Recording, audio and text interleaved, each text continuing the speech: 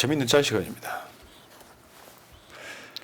이게 어제 그 국회의장 경선에 관련한 언론의 헤드라인들입니다. 근데 뭐냐면 민주당이 그 사태에 대해서 언론들이 써먹는 용도가 딱 보이잖아요. 특히 이제 조중동 결은 딱 저결이에요. 갈라치기.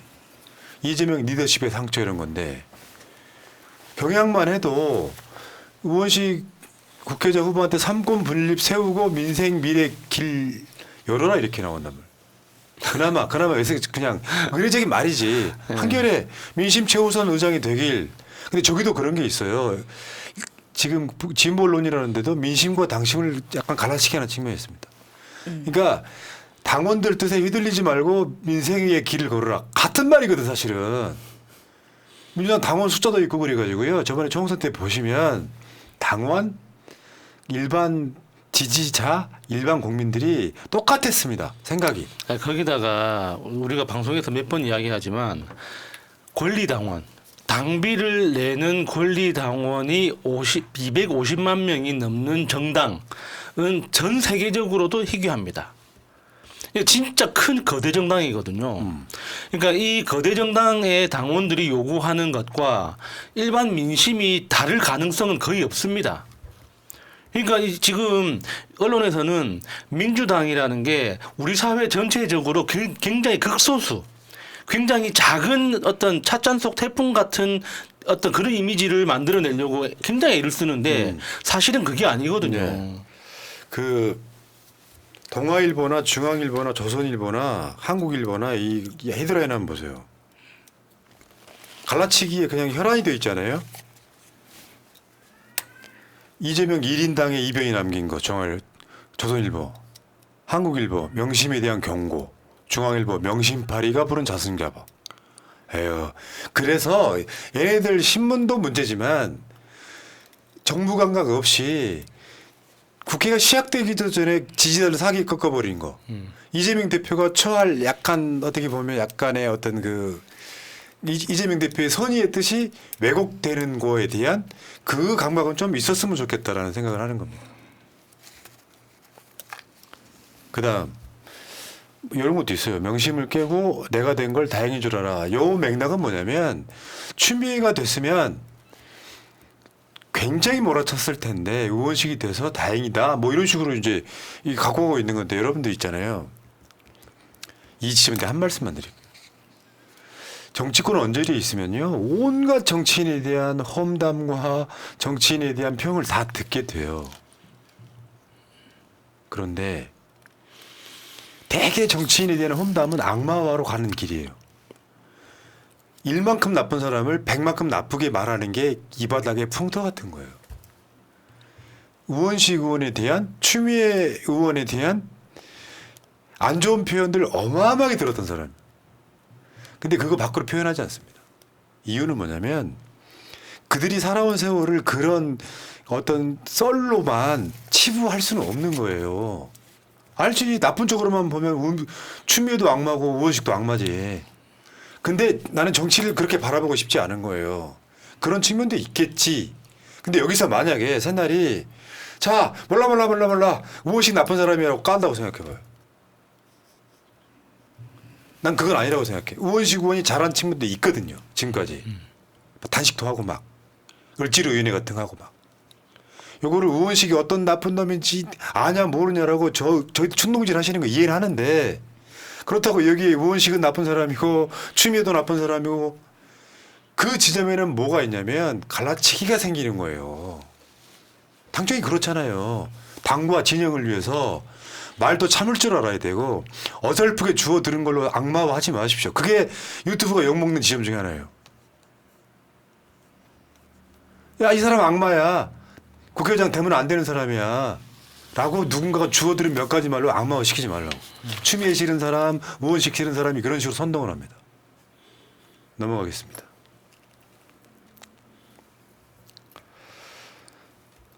뚜껑 열어보니 그러니까 국회의장 미애로 합의바 뚜껑 열어보니 꽝이었다 이런 건데 전투력보다 정치력을 선택했다.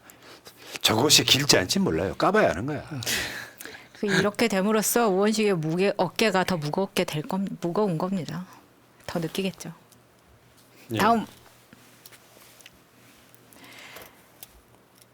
자, 이추 어차피 의장은 추미애 후보를 꺾고 우형딱 왜 우원식 형님이 딱 후보 승리. 저 우원식 형님이 딱 이 말이 이재명 대표가 우원식에게 했다는 이야기죠.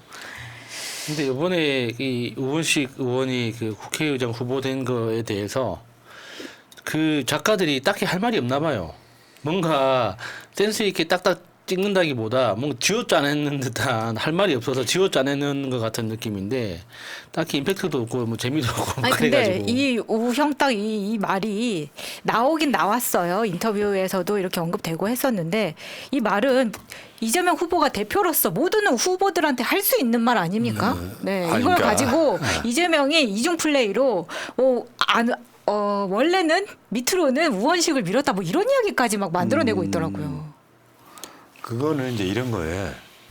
당 대표는 그럴 수밖에 없는 거예요. 둘 다 친명이야, 정확히 말하면. 그렇죠. 그러니까 후보들한테 다 둘 다 이렇게 말할 수밖에 친명이어서 없죠. 누구 손 들어주기도 힘들고 교통 정리라는 거 기본적으로 해야 돼. 교통 정리 안 하고 내버려 두잖아요. 그러면 당 대표 정치력 없다 그래. 당 대표가 할 일, 그러니까 깨놓고 이야기해서 그 총선에 승리한 정당이 당 대표가 교통 정리 안 해주는 당 봤어요? 국가 의존성이 없다 그래서. 근데 이 상황에서 뭐 그러니까 가장 악의적인 게 그런 거지. 둘 다 친명인데 여기서 누구라고 할 수 없었던 이유는 그러면 안 된다는 역사적인 위치라는 게 있는 거야. 다만 내부적으로 당원들의 뜻을 좀 헤아려 주자. 요걸 내가 그 표현을 이렇게 했잖아요. 이재명 대표가 어허 하면은 어허 그 정도였던 거죠. 적극적으로 개입하지는 않았죠, 사실. 그러니까 적극적으로 개입하지 않아서 왜 첫 번째 원내대표가 박광원이 되지 않았습니까? 그때도 난리 났었잖아요. 너무 개입을 안 해도 문제가 생길 수 있기 때문에 저는 적절했다고 봅니다. 그런데 예. 이제 결과가 예상 바뀌었죠. 자, 이 다음 거는 이따가 따로 보여주시고요. 그 다음 거 보여주세요. 예. 이것도 비슷한 맥락이에요. 국회의장 경선, 추미애 탈락, 뒤통수, 이게 뭐지? 미리 마신 김칫국 사발. 그 언론들이 딱 보기에는 재미진 거야 이게 지금. 네. 민주당 가기 딱 좋잖아요. 그 먹잇감을 지금 완전 신났죠. 네. 당선자분들 몇 분이 던져 주신 거고. 추미애가 국회의장이 되면 망하란 법이 있냐고. 아니잖아. 근데 그 우원식을 찍었던 사람들 상당수는 그런 논리로 대응을 하더라고. 추미애가 국회의장해서 뭐랄까 어떤 그 낭패를 만드느니 안정감 있는 우원식이 낫다 이렇게 주장하시는 분들이 있더라고요. 당원들 뜻은 전혀 신경 안 쓰고. 그러니까 그렇게 훌륭한 선택을 했으면 당당하게 이름도 공개하셨으면 좋겠어요. 네. 그러니까 저는 이렇게 이야기하면 오해받을 수도 있지만 그러니까 선수가 높은 사람일수록 우원식 의원이 국회에서 어떤 활동을 어떻게 했는지를 지켜봤기 때문에 그 사람이 어떤 일을 한다고 했을 때 일단 믿을 수 있다는 전제는 깔 수 있거든요. 예. 예. 자 다음. 요것도 이제 중앙일보 신났지 뭐. 명심이 명심, 당심이 당심. 행간에는 쳤는데 밑에 받쳐주는 사람이 없는 거야. 이것도 이제 저쪽에서는 이렇게 갈라치기 하고 싶어 하는 것 같고요. 다음도 마찬가지입니다. 그러니까 지금 언론들 특히 기성 언론들은 너무 고소한 거예요, 이건 지금. 그러니까 민주당이 총선 압승 이후에 민주당의 덜컥 수에 대해서 막 조롱하고 있는 거예요. 그 먹잇감을 여러분들께서 주셨다. 자, 다음 윤석열로 넘어가 보겠습니다.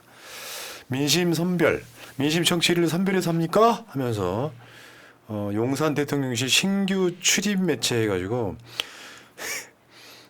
누구는 이제 출입 못하게 만드는. 네, 최근에 미디어 오늘 그렇죠. 같은 경우에 네. 왜 막힌 이유가 그런 거죠. 넘어가겠습니다. 윤석열이 이 조국 대표 만났을 때 표정과 이재명 대표 만났을 때 표정이 똑같아. 나는 안 쫄았어. 나는 안 쫄았단 말이야. 과도하게 긴장하면서 저게 일부러 쫄았다는 뜻이에요. 네, 네. 저런 표정을 짓게 되는 거죠. 내가 상대방한테 당당하잖아요. 그러면 표정이 부드럽죠. 저런 표정 나올 수가 네, 없죠. 자연스러워야지. 저게 뭐예요 지금? 진짜 웃기네요. 그래서 여기에 저기 이 캡션이 달렸는데 그런 거야. 이 새끼 쫄았네.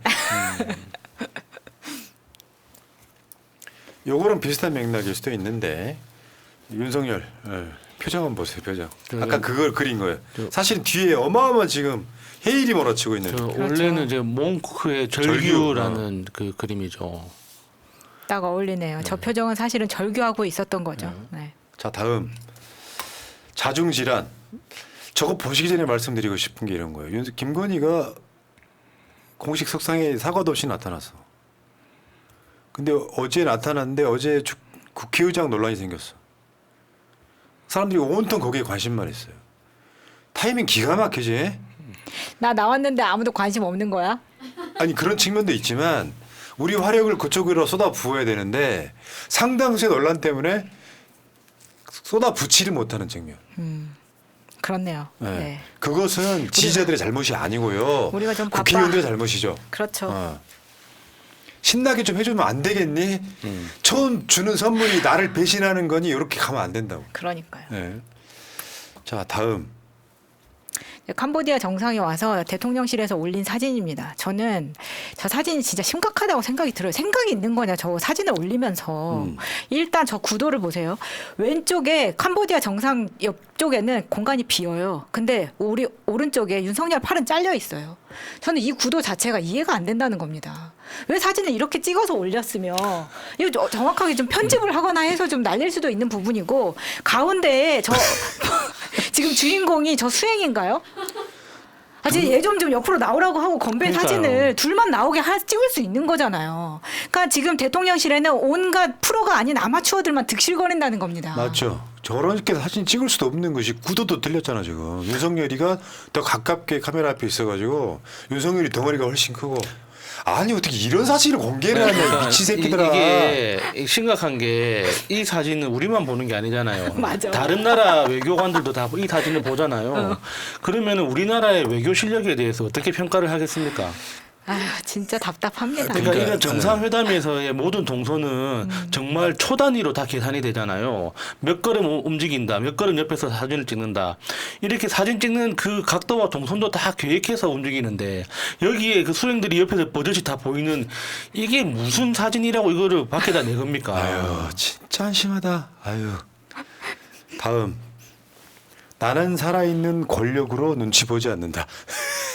그 말은 맞네요. 권력이 살아있으면 눈치 안 보겠지. 일단 검찰 방탄 인사. 한국 캄보디아 정상회담으로 마치 지금 아랑곳하지 않고 나는 정상적으로 업무를 수행하고 있다 이렇게 보여주고 있는 거죠. 어제 나온 만평 중에 최고는 이거였습니다. 약간 변태 같은 느낌의 상남자. 자 허리춤에 찬 나스를 한번 보십시오. 검찰 인사. 일필휘지 아닌데 뭐지? 칼을 휘두르는 걸 뭐라고 합니까? 하여튼 한 칼에 검찰 인사 싹 빼고. 참 어처구니 없어가지고 나 상남자지, 뭐 나 상남자지 하고 이렇게 하고 있는 거죠. 근데 김건희는 좀 속상할 것 같아요. 자기가 받은 게 디올백만이 아닐 텐데 사람들은 주구장창 디올백만 얘기를 하고 있으니. 저 쪼매난 파우치 하나 가지고. 네. 네. 상징성은 무서운 거예요. 이재명 대표의 2022년 7월 11일 날 SNS입니다. 탈당하면 1년간 복당 금지. 특히 당원 귀찮아하는 사람들이 탈당 대환영합니다. 누구 좋으라고 탈당하나요? 2022년 7월 11일이면 대선 지고 지방선거 지고 났을 때. 근데 탈당하시는 분들의 특징이 나중에 100% 후회합니다. 내가 그때 조금만 참을 걸. 근데 지금 그 분노를 표출할 방법이 없어서 탈당이라는 방법을 취하시는 건데 지금 어제 오늘 이렇게 탈당하셨던 분들도 다 취소하실 수 있으니까요. 탈당하겠다는 의견 자체를 취소하시고 우리가 8월에 더 큰 전당대회가 있기 때문에 그때를 이제 도모해야겠죠. 근데 이런 거 있어요. 어저께 뭐 대략 10,000명 정도? 탈당한 걸로 알려져 있던데. 탈당계를 냈다 뭐 정도죠. 그러니까 탈당 계를 내면 무조건 다 되는 게 아니라 수리를 해야 될 거 아니야. 그렇죠. 그렇지 해야 되는데 나는 그 마음도 이해해요. 근데 역사는 정말 열혈 지지자 당원들이 있고 좀 뭉근하게 가는 사람도 있고 그런 거예요. 이해를 하니까 그게 이해가 안 간다는 것도 그런 식으로 뭐라 하는 것도 전 잘못됐다고 생각해요. 아니 저도 처음에 그 우원식 의원 당선된 소식 듣고 바로 첫 번째 반응은 쌍욕했던 거였어요. 미친 것들 하면서 엄청 욕을 했었거든요. 그래도 욕을 하는 것과 탈당은 또 다른 문제니까 제가 탈당을 고려했거나 탈당기 내신 분들한테 꼭 드리고 싶은 말은 탈당으로는 어떤 것도 바꿀 수 없습니다. 맞아요. 아무것도 못 해요. 아니, 더 답답해진다니까. 맞아. 탈당한다고 속이 풀리지 않아. 네. 자, 5.18이 곧 다가오는데 지금 5월 18일 날 이재명 대표 광주 김대중 컨벤션 센터에서 당원 간부의 컨퍼런스. 아 재밌겠다. 너무 가고 싶네요. 갈 수 있잖아요. 내일 토요일 2시입니다. 많은 분들 가셔서 보시면 될 것 같아요. 중계할 수 있으면 저희도 중계를 해보겠습니다. 그 이런 얘기도 하나 드리고 싶어. 지금 오늘 내가 들었던 거기도 한데 민주당 지도부도 지금 추미애 국회의장 안 된 것에 대한 그 엄중함을 다 알고 있어요. 여러분들이 이야기 듣고 싶어하는 그 모든 사람과 다 어제 대화를 했어. 다 대화를 했어. 공감하고 있습니다. 알고 있으니까요. 근데 그런 거지. 이재명 대표 같은 사람들이 이제 워낙 기대가 컸기 때문에 이런 사태가 일어난 거긴 하지만 추미애가 안 되고 김진표가 된 게 아니잖아요. 그렇게는 보지 마시라. 이렇게 일장일단이 있을 거로 저는 봅니다. 그리고 나서 그 다음 날 일요일 날은 충청편으로 와요. 아 우리 대표님 진짜 주말에도 빡세네요. 쉬라니까. 네, 빡셉니다. 네. 이 태어난 지 얼마나 됐다고 지금 그러니까요. 저러실까. 저 대전 컨벤션 센터 일요일에는 2시입니다. 많은 분들 또 참석해 주셨으면 좋겠네요. 예. 자 다음 최근에 그 영화 범죄도시가 4까지인가 나왔는데 4천만을 돌파했다고 그러던 누적 관객 수가. 예.